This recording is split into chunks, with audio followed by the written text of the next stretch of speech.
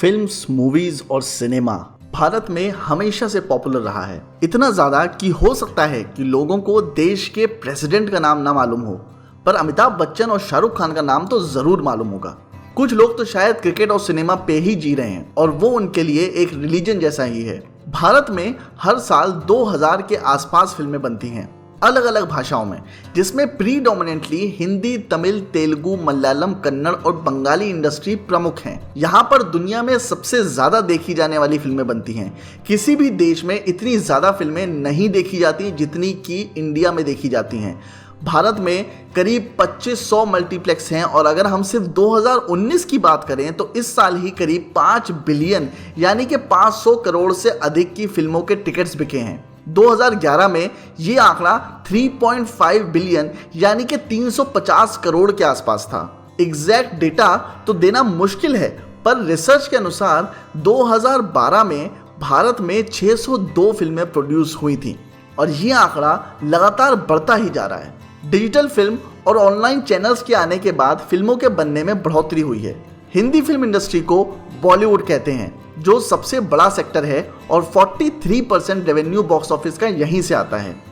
बॉलीवुड के बाद सबसे बड़ी इंडस्ट्रीज साउथ में हैं, जैसे तेलुगु, तमिल, मलयालम और कन्नड़ इंडस्ट्री। तेलुगु यानी टॉलीवुड और तमिल इंडस्ट्री यानी कि कॉलीवुड से करीब करीब 36% का रेवेन्यू जनरेट होता है। इसके अलावा बंगाली सिनेमा की भी पॉपुलैरिटी समय के साथ बढ़ी है।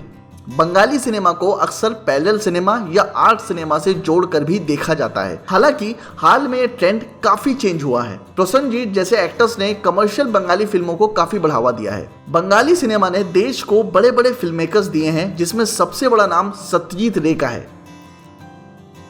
इंडियन फिल्म्स सिर्फ इंडिया में ही नहीं बल्कि ग्लोबली अलग अलग देशों में भी देखी जाती हैं, जैसे कि south Asian countries, Europe, America, middle east और अफ्रीका। आमिर खान की दंगल, जो कि इंडिया में ब्लॉकबस्टर थी, उसने इंडिया से भी ज्यादा बिजनेस चाइना में किया और अब इंडियन फिल्म्स ग्लोबली काफी पैसा कमा रही हैं। बहुत से बाहर के प्रोडक्शन हाउसेस जैसे कि Universal Films, 20th Century Fox, Sony Pictures, Disney Pictures भी भारत आके फिल्में बना चुके हैं और आजकल तो OTT प्लेटफॉर्म्स जैसे कि नेटफ्लिक्स और अमेजन प्राइम भी भारत में काफी काम कर रहे हैं। अब बात करते हैं हम हिस्ट्री ऑफ इंडियन सिनेमा की। इंडियन सिनेमा का हिस्ट्री काफी पुराना है और फिल्में बनना भारत में आजादी से पहले ही शुरू हो गया था। लुमेर ब्रदर्स और रॉबर्ट पॉल जैसे बड़े फिल्म मेकर्स, जिनकी मूवीज दुनिया भर में देखी जाती थी, उन्होंने फिल्मों की दुनिया में सेंसेशन मचा दिया था। सन 1996 यानी कि 1896 में बॉम्बे में लुमेर ब्रदर्स की पहली फिल्म दिखाई गई थी, जो कि काफी सक्सेस हुई थी। इसके बाद साइलेंट फिल्म का दौर शुरू हुआ, जो कि 1890 से लेकर 1920 तक चला। 1897 यानी कि 1897 में प्रोफेसर स्टीवेंसन नाम के एक फिल्म मेकर और रिसर्चर की एक फिल्म का प्रेजेंटेशन हुआ था कोलकाता के स्टार थिएटर में। प्रोफेसर स्टीवेंसन के बारे में आज बहुत ज्यादा इंफॉर्मेशन उपलब्ध नहीं है और इतिहास के पन्नों में वो नाम कहीं खो गया है, पर उनके भारत आने से भारत को काफी फायदा हुआ, क्योंकि उस दिन वो प्रेजेंटेशन हीरालाल सेन नाम का एक नवयुवक भी देख रहा था। स्टीवेंसन के एनकरेजमेंट से हीरालाल सेन ने, जो कि एक शौकिया फोटोग्राफर भी था, ने एक कैमरा उधार लिया और उसने स्टीवेंसन को शो के जो सीन्स थे वो फिल्म के तौर पे बनाए। स्टीवेंसन की उस फिल्म का नाम था फ्लावर्स ऑफ पर्शिया और ये साल था 1898 यानी 1898। अफसोस कि उस फिल्म की आज कोई भी कॉपी नहीं बची है। इस बीच लुमेर फिल्म से इंस्पायर होकर एक और यंग फिल्म मेकर HS भटावडेकर ने भी एक फिल्म बनाई जिसका नाम था रेसलर, जो कि 1899 यानी कि 1899 में बनाई थी। दुख की बात यह है कि इसकी भी कोई कॉपी आज शेष नहीं है। इस फिल्म में हैंगिंग गार्डन ऑफ बॉम्बे में हो रहे एक रेसलिंग मैच को दिखाया था। इस फिल्म को भारत की पहली मेजर मोशन पिक्चर भी कह सकते हैं और इसके अलावा ये फिल्म भारत की पहली डॉक्यूमेंट्री फिल्म भी थी। तो ये सुन के ये कहना गलत नहीं होगा कि भटावडेकर भारत के पहले फिल्म डायरेक्टर थे जिन्होंने भारत की पहली फिल्म बनाई थी। पहली इंडियन फिल्म जो भारत में रिलीज हुई थी वो थी श्री पुंडालिक, जो कि एक साइलेंट मराठी फिल्म थी और जिसे बनाने का श्रेय जाता है श्री दादा साहब टोन्ने को।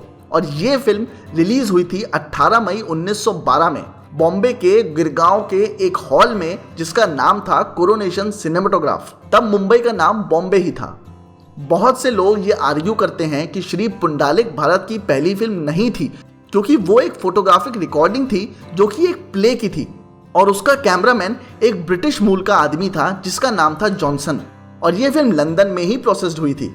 तो कई लोगों की माने तो ये पूर्ण रूप से एक भारतीय फिल्म नहीं कही जा सकती। इसलिए भारत की पहली प्रॉपर फीचर फिल्म बनाने का श्रेय जाता है श्री दादा साहब फाल्के को। फाल्के इंडियन फिल्म इंडस्ट्री में एक पायनियर के तौर पे भी देखे जाते हैं। फाल्के इंडियन लैंग्वेजेस और कल्चर के एक स्कॉलर के तौर पे भी जाने जाते हैं। उनकी सबसे चर्चित फिल्म है राजा हरिश्चंद्र, जो कि संस्कृत भाषा से इंस्पायर्ड थी और एक एपिक मराठी मूवी थी। ये मूवी 1913 में रिलीज हुई थी और एक साइलेंट मूवी थी। इस फिल्म की खासियत ये थी कि इस फिल्म में मेल और फीमेल कैरेक्टर्स, सभी कैरेक्टर्स मेल आर्टिस्टों ने ही किए थे। उस समय सिनेमा की उतनी पहुंच नहीं थी और कई घरों में सिनेमा को अच्छी तरह से नहीं देखा जाता था, इसलिए लोग अपनी बहू बेटियों को फिल्म लाइन में नहीं जाने देते थे। इस फिल्म के YouTube में बहुत सारे वर्जन्स पड़े हुए हैं जो कि नकली हैं।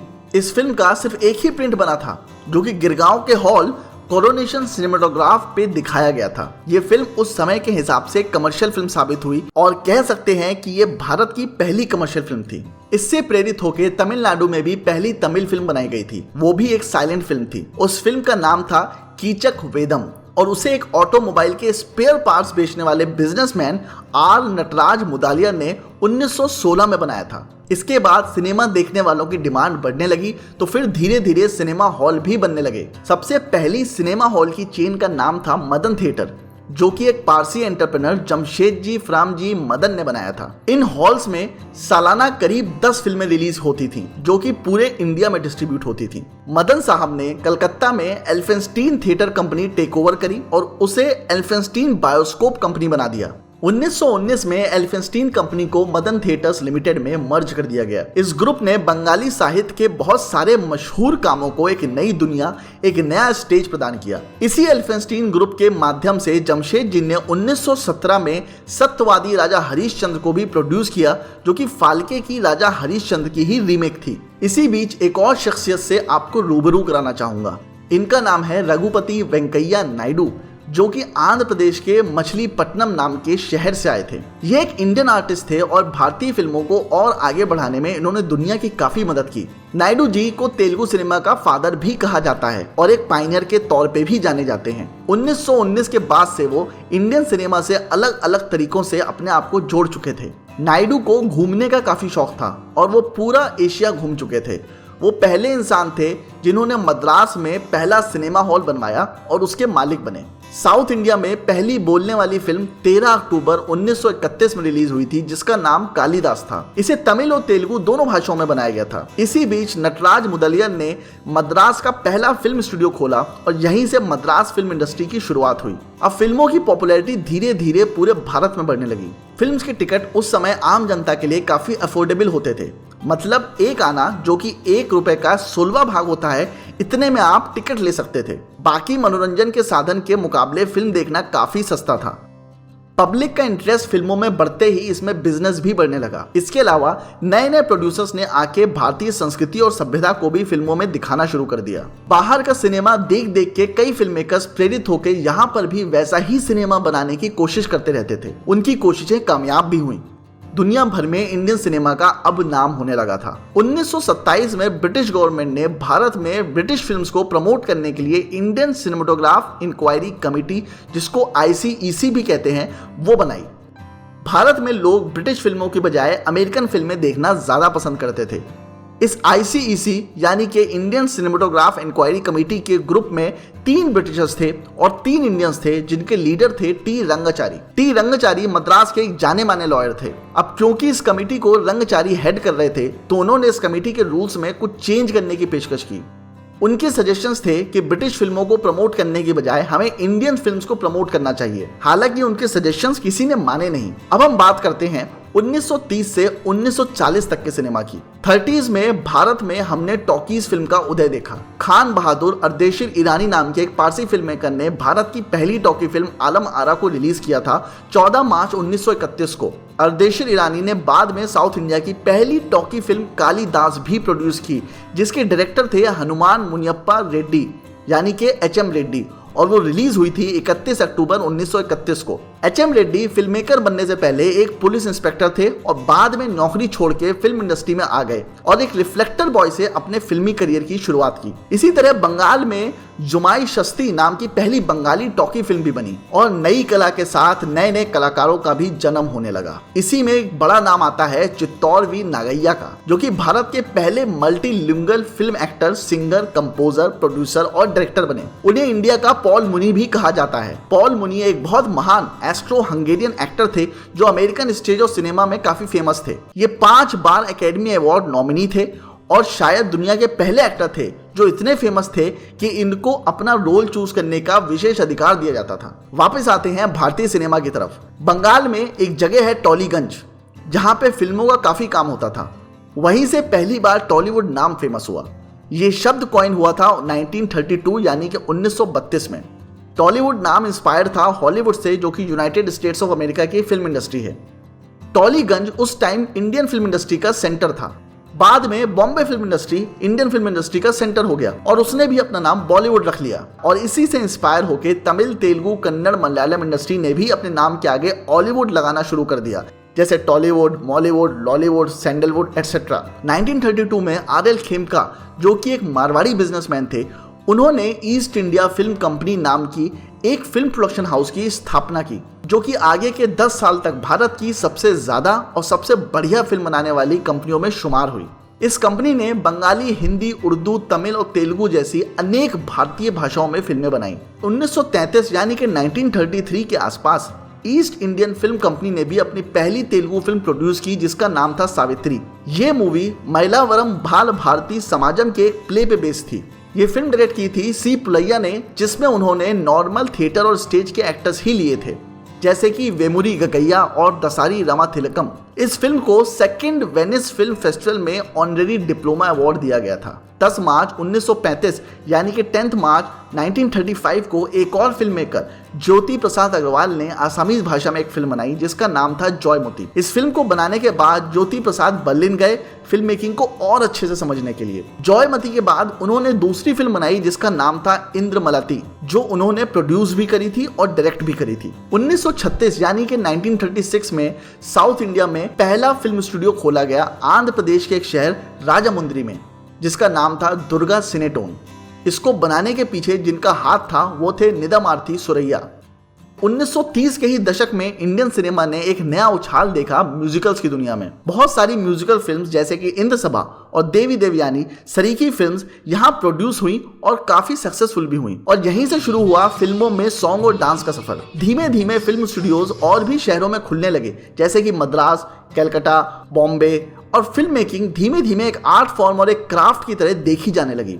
इसी फिल्म मेकिंग की दुनिया में एक नई फिल्म आई जिसने लोगों को फिल्मों का दीवाना बना दिया, और वो फिल्म एक Assamese film maker Prathamesh Barua की फिल्म थी, जिसका नाम था देवदास। इसमें बरुआ खुद देवदास की भूमिका में आए थे और उनकी पत्नी जमुना बरुआ ने पारो का रोल अदा किया था। ये फिल्म रिलीज हुई थी 1935 यानी कि 1935 में। फिर 1937 यानी कि 1937 में मोतीबी नाम के एक डायरेक्टर की फिल्म रिलीज हुई, जो भारत की पहली कलर फिल्म थी और उसका नाम था किशन कन्हैया। क्या आप जानना चाहते हैं कि ऐसी कौन सी भारतीय फिल्म है जिसमें फिल्म के अंदर ही फिल्म की दुनिया दिखाई गई हो? तो इसका जवाब है विश्व मोहिनी। विश्व मोहिनी नाम की इस फिल्म को डायरेक्ट किया था यारागुड़ीपति वरडा राव यानी कि वाईवी राव ने, जो कि साउथ के बहुत बड़े डायरेक्टर थे और एक्टर भी थे।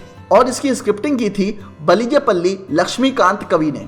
स्वामी कन्नू विंसेंट, जिन्होंने साउथ इंडिया का पहला सिनेमा हॉल बनाया था कोयम्बटूर में, उन्होंने अब एक नया कॉन्सेप्ट इंट्रोड्यूस किया जिसका नाम दिया गया था टेंट सिनेमा। इसमें एक ग्राउंड में टेंट लगाया जाता था और उसमें फिल्में दिखाई जाती थी। फिर 1934 में बॉम्बे टॉकीज का उद्घाटन हुआ और उधर पुणे में प्रभात स्टूडियोज खोला गया और इनमें मराठी फिल्में बनना शुरू हो गईं।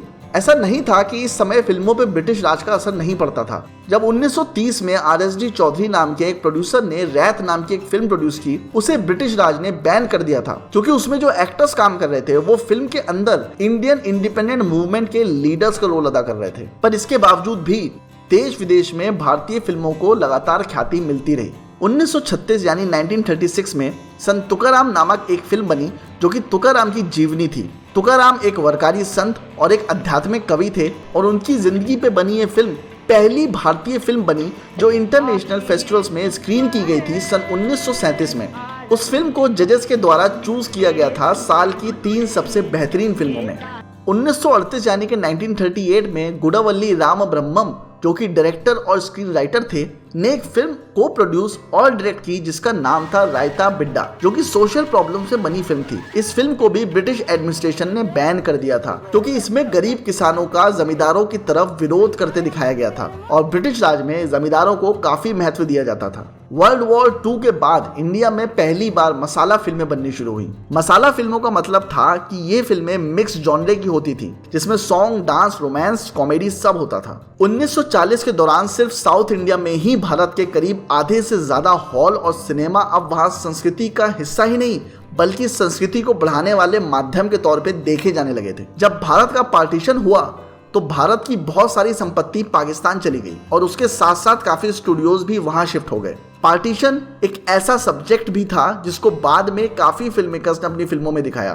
भारत को आजादी मिलने के बाद शुरू हुई एक मुहिम फिल्म इंडस्ट्री को स्टेबल करने की। उसके लिए सबसे पहले एक कमीशन बनाया गया जिसका नाम था एस के पाटिल कमीशन, जिसको खुद एस के पाटिल ही हेड कर रहे थे। पाटिल ने ये रिकमेंड किया कि हमें एक फिल्म फाइनेंस कॉर्पोरेशन यानी कि FFC बनानी चाहिए जो मिनिस्ट्री ऑफ फाइनेंस के अंदर में आए। इस एडवाइस पे एक्शन लेते लेते काफी टाइम बीत गया और 1960 यानी कि 1960 में आखिरकार इस एडवाइस को भारत सरकार द्वारा अडेप्ट कर लिया गया और इसके बाद से FFC ने भारतीय फिल्म मेकर्स को सपोर्ट करना शुरू कर दिया। हालांकि 1948 में भारत सरकार ने ऑलरेडी फिल्म डिवीजन बनाया था जो आगे चल के दुनिया का सबसे बड़ा डॉक्यूमेंट्री फिल्म प्रोड्यूसर बना और हर साल वहां से करीबन 200 फिल्में बन के निकलती थी जो 18 भाषाओं में होती थी और उनके 9000 प्रिंट्स बनते थे जो कि भारत भर के तमाम परमानेंट थिएटर्स में चलाए जाते थे। इस बीच 1940 से 1950 के बीच इप्टा यानी कि इंडियन पीपल्स थिएटर एसोसिएशन भी जन्म लेने लगा। इप्टा एक आर्ट मूवमेंट था जो कम्युनिस्टों की सोच से पैदा हुआ था और कम्युनिस्ट सोच प्रमोट करता था। इप्टा के प्लेज अक्सर सच्चाई के काफी करीब होते थे, जैसे कि एक प्ले था नबन्ना जिसे बिजॉन भट्टाचार्य ने 1944 यानी कि 1944 में बनाया था। इसने भारत में रियलिज्म सिनेमा को तैयार करने में बड़ी भूमिका निभाई और इसका पहला उदाहरण है ख्वाजा अहमद अब्बास की 1946 यानी कि 1946 में रिलीज हुई फिल्म धरती के लाल। इप्टा मूवमेंट ने रियलिज्म थ्योरी को काफी बढ़ावा दिया और मदर इंडिया और प्यासा जैसी फिल्में प्रोड्यूस की जो भारत की सबसे प्रसिद्ध फिल्में मानी जाती हैं। चलिए अब आते हैं भारतीय सिनेमा के गोल्डन एज पर जो कि 1940 से 1960 तक माना जाता है। 1940 के अंत से शुरुआती 1960 तक film historians Indian film history का गोल्डन एज मानते हैं। इस पीरियड में डोमिनेंस रहा पैरेलल सिनेमा का जो कि एक मूवमेंट की तरह आया। पैरेलल सिनेमा को लीड करने वाले मोस्टली बंगाली फिल्म मेकर्स थे जो भारत की तमाम बनने वाली फिल्मों में लगभग 1/4 फिल्में बना रहे थे। इस मूवमेंट में एम्फेसिस था सोशल रियलिज्म पे। इसमें कुछ बहुत यादगार फिल्में बनी जैसे कि धरती के लाल जिसे ख्वाजा अहमद अब्बास ने बनाया था, नीचा नगर जिसे चेतन आनंद ने बनाया था, नागरिक जिसे बंगाल के मशहूर डायरेक्टर ऋत्विक घटक ने बनाया था और 2 बीघा जमीन जिसे बिमल रॉय ने बनाया था। इन सब फिल्मों और डायरेक्टर्स ने भारत में न्यू रियलिज्म यानी कि नव यथार्थवाद का फाउंडेशन रखा और न्यू इंडियन वेव की भी शुरुआत करी। सत्यजीत रे की पाथर पांचाली और उसी के कंटिन्यूएशन में बनी 2 और फिल्में जो कि कुल मिला के अप्पू ट्रायलॉजी के नाम से मशहूर हुई इसी श्रेणी का हिस्सा थी। पाथर पांचाली ने लगभग सारे मेजर इंटरनेशनल फिल्म फेस्टिवल्स में इनाम जीते और भारत में पैरेलल सिनेमा को एस्टैब्लिश किया। पाथर पांचाली रे की पहली फिल्म थी और इसी से उन्होंने अपनी फिल्म जर्नी की शुरुआत की। इस ट्रिलॉजी का दुनिया भर के फिल्म मेकर्स पे आगे जबरदस्त प्रभाव पड़ा। बहुत कम लोग ये बात जानते हैं कि दुनिया भर में इस्तेमाल होने वाली बाउंस लाइटिंग का पहली बार इस्तेमाल रे के सिनेमेटोग्राफर सुब्रत मित्रा ने किया था। उन्होंने इस टेक्निक को पहली बार इस्तेमाल किया था फिल्म अपराजितों में डेलाइट दिखाने के लिए। इसके अलावा रे ने भी फिल्म मेकिंग की दुनिया को काफी नई नई टेक्निक्स दी जैसे कि फोटो निगेटिव फ्लैशबैक्स और एक्सरे डायग्रेशंस। 1960 के दौरान इंदिरा गांधी के इंटरवेंशन से इंफॉर्मेशन और ब्रॉडकास्टिंग मिनिस्टर ऑफ इंडिया ने FFC के द्वारा ऑफ बीट सिनेमा को काफी सपोर्ट किया। इसी बीच राज कपूर और गुरुदत्त ने कमर्शियल सिनेमा को भी काफी ज्वेल्स प्रदान किए जैसे कि प्यासा, कागज के फूल, आवारा, श्री 420 और भी कई इस तरीके की फिल्में। ये सारी फिल्में सोशल थीम्स को काफी एक्सप्लोर करती थी और मिडिल वर्किंग अर्बन क्लास को भी बखूबी दिखाती थी और अक्सर उन्हीं के जीवन के बारे में होती थी। जहां राज कपूर की आवारा ने एक शहर को एक ख्वाब और एक बुरे सपने के तौर पे दिखाया, वहीं दूसरी ओर गुरुदत्त की प्यासा शहर की जिंदगी की अनरियलिटी को दिखाता है। इसी बीच एक और फिल्म आई जिसने बॉक्स ऑफिस के सारे रिकॉर्ड तोड़ दिए और ये फिल्म थी महबूब खान की मदर इंडिया, जो रिलीज हुई थी 1957 में। महबूब खान ने मदर इंडिया के लिए अपनी ही फिल्म औरत को रीमेक किया था। मदर इंडिया, जिसमें नरगिस, सुनील दत्त और राजेंद्र कुमार थे, दुनिया के सबसे बड़े film award show academy award के लिए भी नॉमिनेट हुई, उसके फॉरेन कैटेगरी सेक्शन में। मदर इंडिया ने कई सालों तक फिल्म मेकर्स को फिल्म बनाने के लिए इंस्पायर किया और एक प्रेरणा स्रोत बनी रही और आज के फिल्म मेकर्स को भी इंस्पायर करती है। इसके बाद इसकी देखा देखी डकैतों की जिंदगी पे भी काफी फिल्में बनने लगी, जैसे कि 1961 यानी 1961 में बनी फिल्म गंगा जमुना, जो कि एक ट्रेंड सेटर साबित हुई। ये फिल्म एक क्राइम ड्रामा थी और दो भाइयों की कहानी थी जो कि कानून के दो विपरीत दिशा में खड़े हैं। एक कानून का रखवाला पुलिस वाला है और दूसरा कानून तोड़ने वाला डकैत। ये एक ऐसी स्टोरी थी जो आने वाले समय में बॉलीवुड की सबसे ज्यादा कॉमन स्टोरी बन गई। इसी बीच दिलीप कुमार की मधुमती भी आई, जो पुनर्जन्म पे बनी भारत की पहली फिल्म थी और पुनर्जन्म की ये थीम बाद में वेस्टर्न फिल्म्स में भी काफी पॉपुलर हुई। दिलीप कुमार ने 40s में एक्टिंग शुरू की थी और 50s में वो भारत के सबसे बड़े एक्टर बन गए थे। उनको अगर हम भारत का पहला मेथड एक्टर भी बोलें तो गलत नहीं होगा। दिलीप कुमार ने काफी एक्टर्स को इंस्पायर किया, जैसे कि अमिताभ बच्चन, नसीरुद्दीन शाह, शाहरुख खान, नवाजुद्दीन सिद्दीकी वगैरह वगैरह। भारत में तो फिल्मों ने अपना अलग स्थान बना लिया था, पर नीचा नगर जैसी फिल्मों ने बाहर के देशों में भी भारतीय फिल्मों का नाम काफी रोशन किया था। नीचा नगर को कांस फिल्म फेस्टिवल में पाम डॉर भी मिला था, जो कि किसी भी फिल्म के लिए उस फेस्टिवल का हाईएस्ट ऑनर है और यहाँ से एक शुरुआत हुई, जिसके कारण हर साल भारत से फिल्में फेस्टिवल में जाने लगी और दुनिया भर में भारतीय फिल्मों ने अवार्ड जीतने शुरू किए। अपराजितों के लिए सत्यजीत रे को गोल्डन लायन अवार्ड से वेनिस फिल्म फेस्टिवल में सम्मानित किया गया था। इसके अलावा बर्लिन फिल्म फेस्टिवल में उन्हें गोल्डन बियर अवार्ड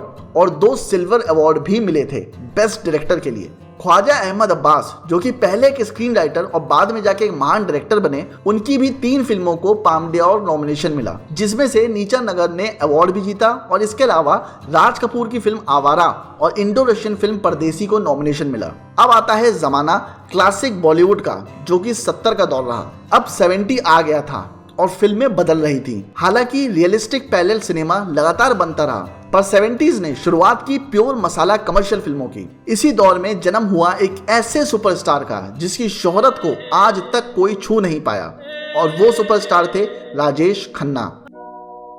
कोरा कागज था ये मन मेरा। राजेश खन्ना की फिल्में पूरी तरह से कमर्शियल हुआ करती थीं, जैसे कि आराधना, सच्चा झूठा, हाथी मेरे साथी, आनंद, कटी पतंग, अमर प्रेम, दुश्मन, दाग वगैरह वगैरह। शुरुआती 70 के दौर में रोमांटिक म्यूजिकल फिल्में ज्यादा बन रही थी और किशोर कुमार उस दौर के एक ऐसे सिंगर थे जिनके गाए सभी गाने हिट हो जाते थे। इस समय जहां एक ओर कमर्शियल फिल्म्स बन रही थी, वहां दूसरी ओर आर्ट सिनेमा कहीं रुक गया था। सेम कॉन्सेप्ट्स पे बार बार एक ही तरीके की फिल्में बनाई जा रही थी, जिसमें ज्यादातर रोमांटिक म्यूजिकल फिल्में थी। ये फिल्में आर्ट को कम और बिजनेस को ज्यादा प्रोत्साहन देती थी। पर तभी 2 स्क्रीन राइटर आते हैं फिल्म इंडस्ट्री में, जिनका नाम होता है सलीम खान और जावेद अख्तर, जो कि सलीम जावेद के नाम से मशहूर होते हैं और वो आके पूरी इंडस्ट्री को बदल के रख देते हैं। वो बॉम्बे की ऐसी वायलेंट कहानियां लिखते हैं जिसे पहले किसी फिल्म मेकर ने बनाने की हिम्मत नहीं की थी और जन्म होता है दीवार और जंजीर जैसी फिल्मों का। आप ये भी कह सकते हैं कि इन्होंने मदर इंडिया और गंगा जमुना जैसी क्लासिक रूरल फिल्म्स का अर्बन वर्जन या रीमेक ही लिखा था, क्योंकि ज्यादातर उनकी कहानियां वैसी ही होती थी। उनकी कहानियों में जो अक्सर देखने को मिलता था वो था नौजवानों का गुस्सा, गवर्नमेंट को लेकर डिसकंटेंट, गरीबी, स्लम्स की life, anti government themes, corruption, crime, अमीरों का गरीबों को दबाना, कुचलना, और इन्हीं कहानियों में जन्म हुआ एक एंग्री यंग मैन का। जब तक बैठने को न कहा जाए शराफत से खड़े रहो।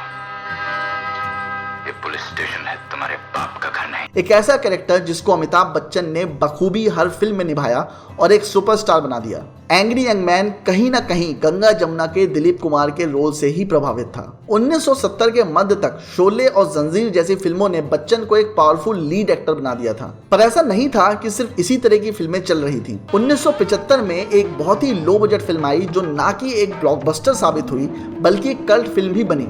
इस फिल्म का नाम था जय संतोषी माँ। इसी साल 2 और इम्पोर्टेंट फिल्म्स भी रिलीज हुई जो थी यश चोपड़ा की दीवार और रमेश सिप्पी की शोले।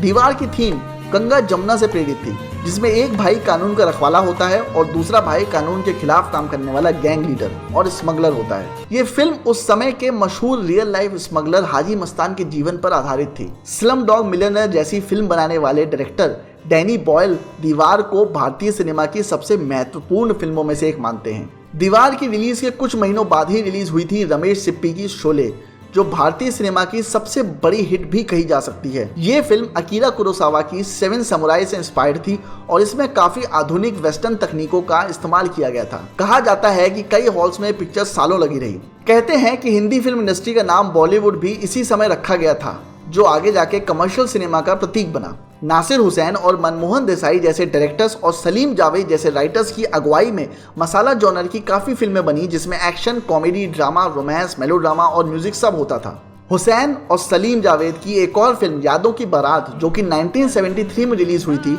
को बॉलीवुड की पहली मसाला फिल्म के तौर पे भी याद किया जाता है। हुसैन के बाद मनमोहन देसाई ने अमर अकबर एंड थोनी सरीकी फिल्मों के जरिए इस जॉनर को काफी आगे बढ़ाया। अमर अकबर एंड थोनी एक लैंडमार्क फिल्म बनी और इसने काफी फिल्म मेकर्स को मसाला फिल्म बनाने के लिए प्रोत्साहित किया। 1970s की शुरुआत अगर राजेश खन्ना के लिए जानी गई तो ये पूरा दशक एक तरह से अमिताभ बच्चन की फिल्मों को समर्पित भी रहा। वो बॉलीवुड के बेताज बादशाह बन गए और उनकी हर फिल्म बॉक्स ऑफिस पे सुपरहिट होती थी। 70 का दशक भारतीय सिनेमा का सबसे महत्वपूर्ण और कामयाब दशक बना और शायद इसीलिए इस दशक को भारतीय सिनेमा का गोल्डन पीरियड भी कहा जाता है। चलिए इसी के साथ मैं विदा लेता हूं। भारतीय सिनेमा के इस इतिहास में मेरे साथ जुड़ने के लिए धन्यवाद।